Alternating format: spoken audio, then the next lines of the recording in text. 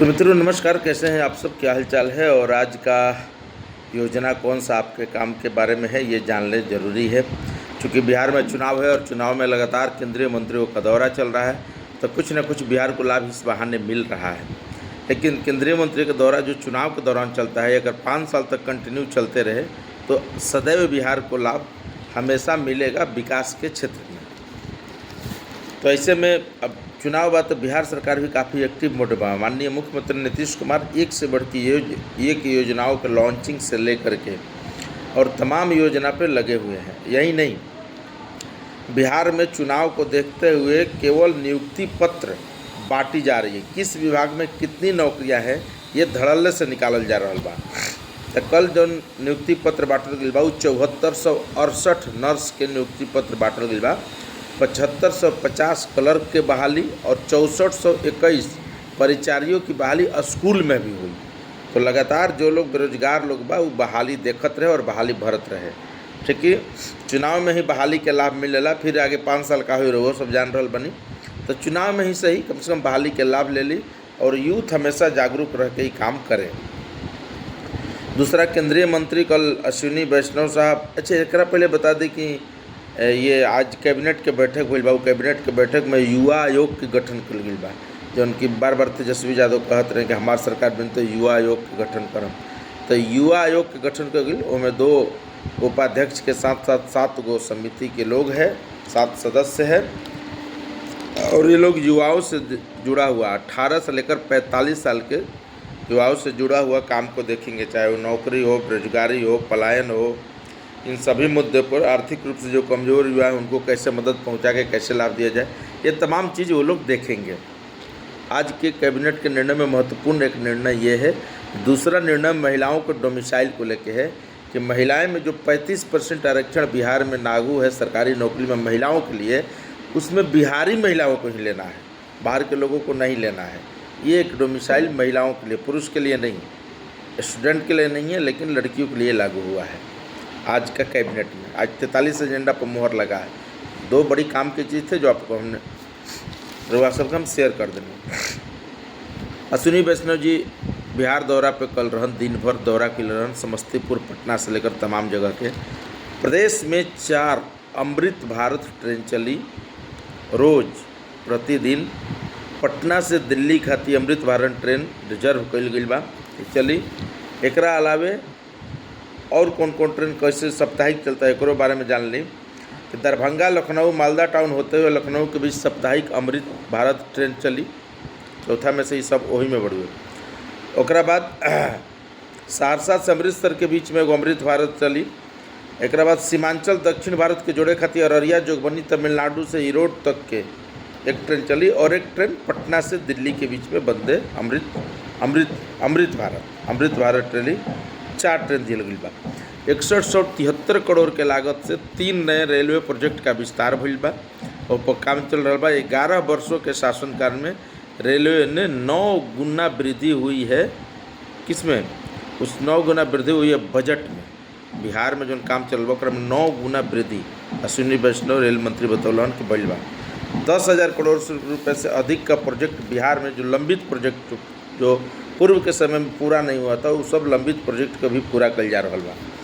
एकरा में 1156 करोड़ के लागत से 53 किलोमीटर लंबा भागलपुर जमालपुर तीसरी लाइन विस्तार बिछावल जा रहा बा।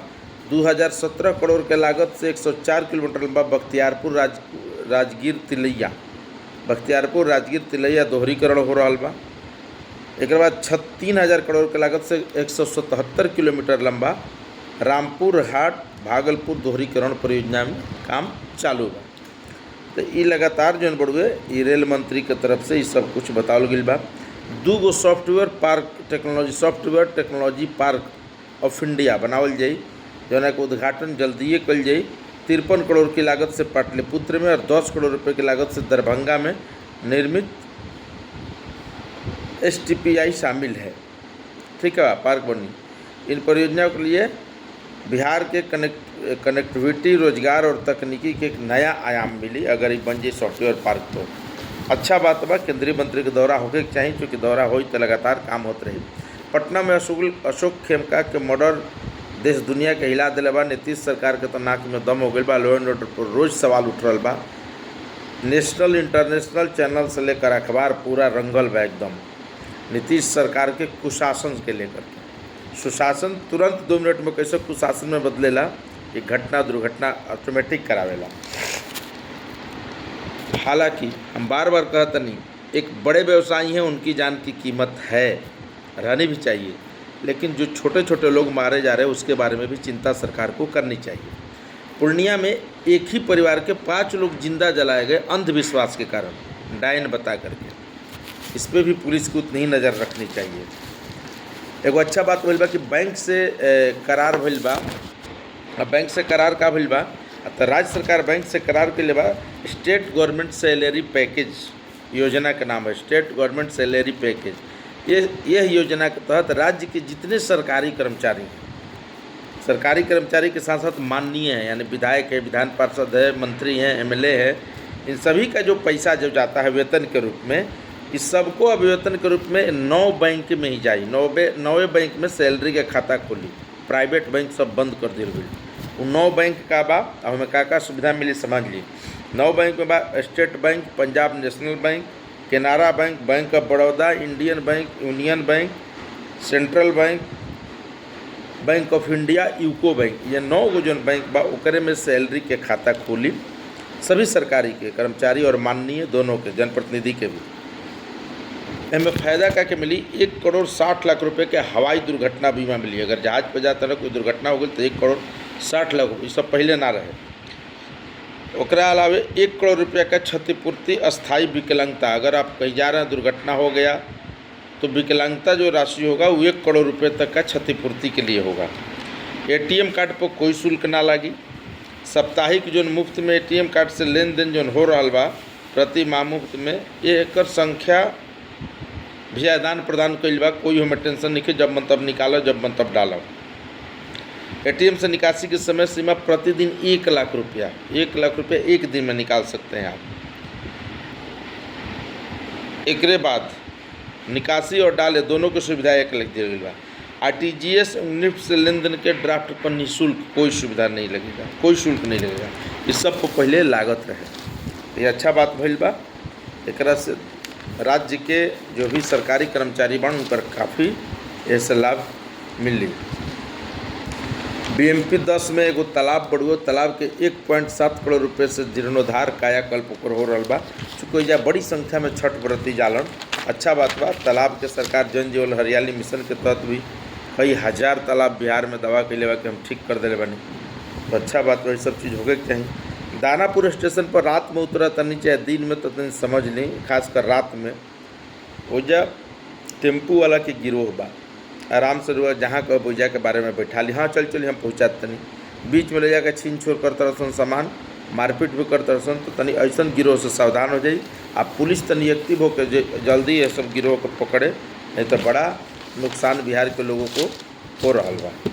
ये सब चीज़ से यात्री के काफ़ी नुकसान होला और आवे जाए में काफ़ी परेशानी होला। यात्री फिर आवल जाए ना चाहत।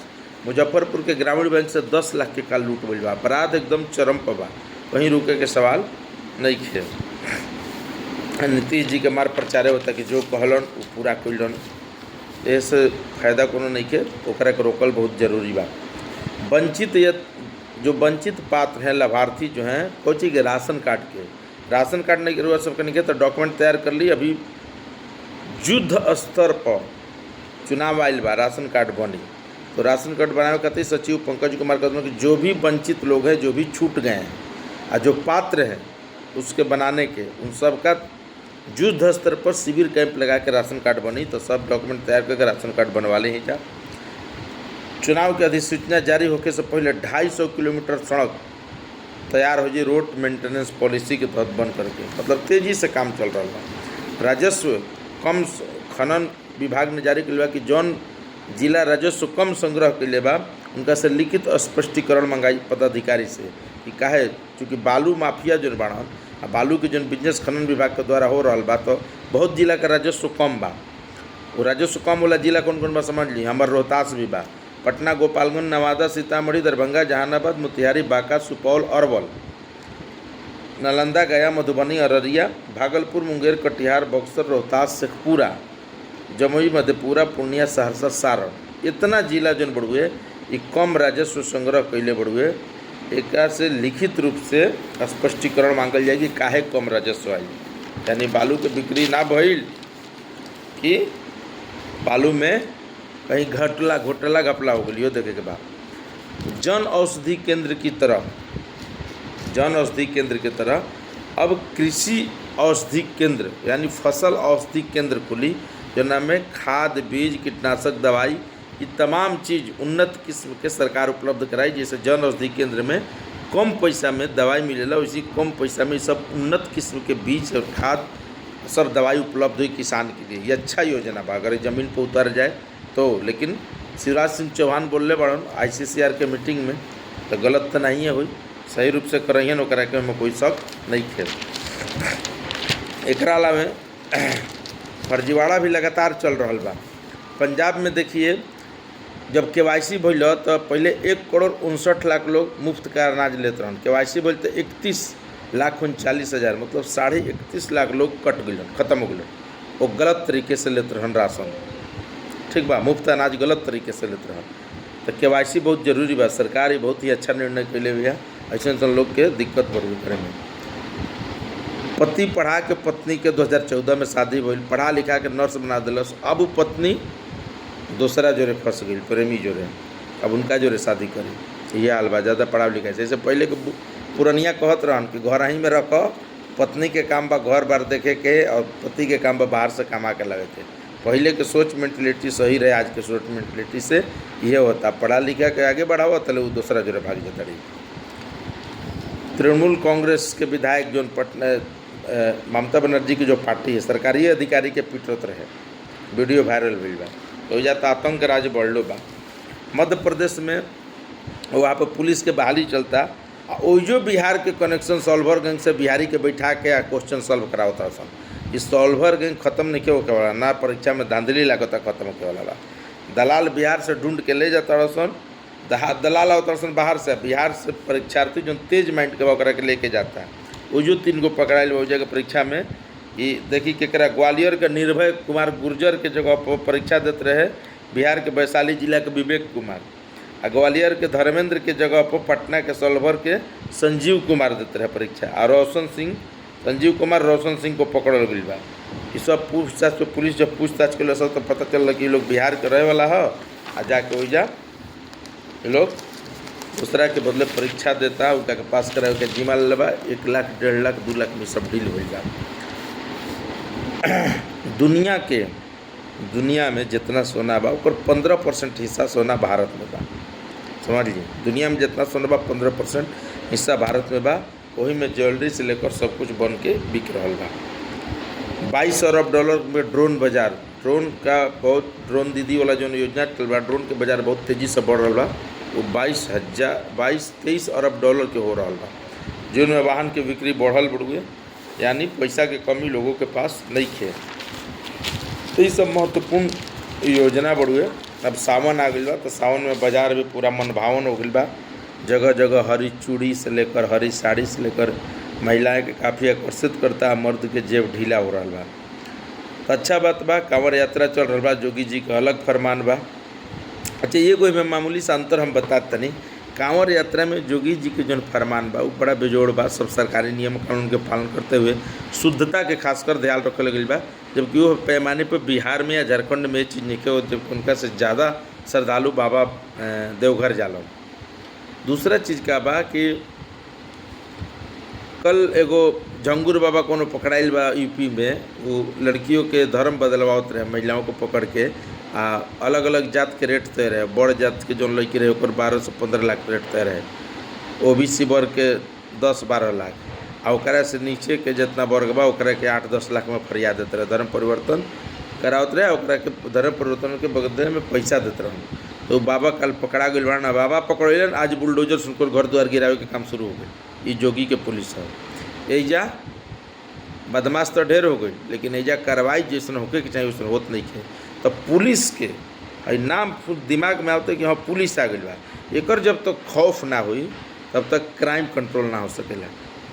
तेज तरार एडीजी कुंदन कृष्णन लगावल गई बड़न बिहार में केंद्रीय प्रतिनिधि से बुला के। बार बार कहते नहीं, बिहार में पटना में खास करके आधा दर्जन IPS अधिकारी क्राइम कंट्रोल कर गए थे, बावजूद भी क्राइम कंट्रोल नहीं किया हो तो भी पॉस इलाका में मर्डर हो जाता।